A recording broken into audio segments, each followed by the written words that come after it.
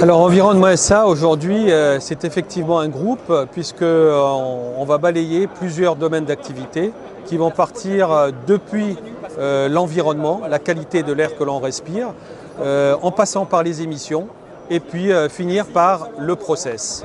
Donc on couvre toute cette panoplie d'applications pour la mesure de l'environnement au sens large. Alors Environnement SA, c'est aujourd'hui également un groupe dans le sens de création de filiales, de création de valeur économique, et nous avons au sein du groupe plusieurs marques qui sont connues.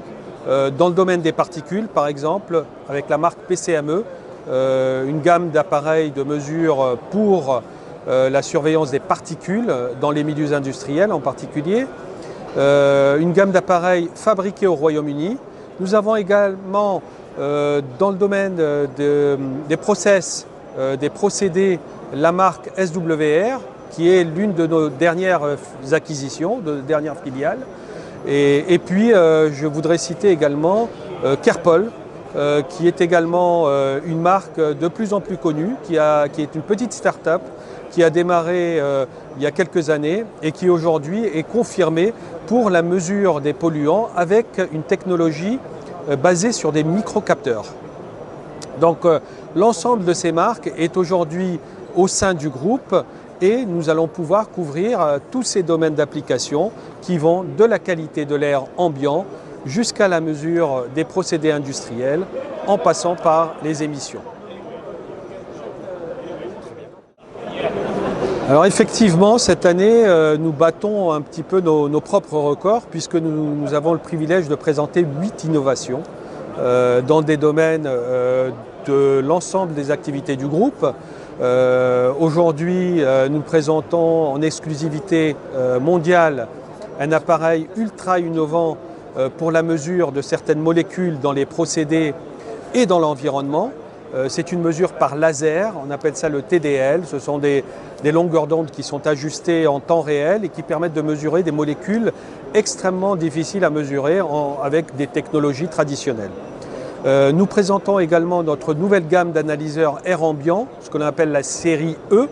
Et cette gamme a été primée effectivement une première fois à l'occasion du palmarès de la revue Mesure.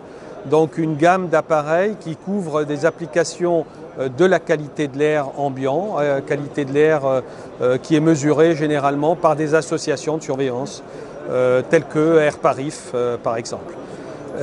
Enfin, nous présentons également quelques équipements pour la mesure dans les procédés, donc des mesures de particules ultra fines dans les process, des mesures de débit dans les process.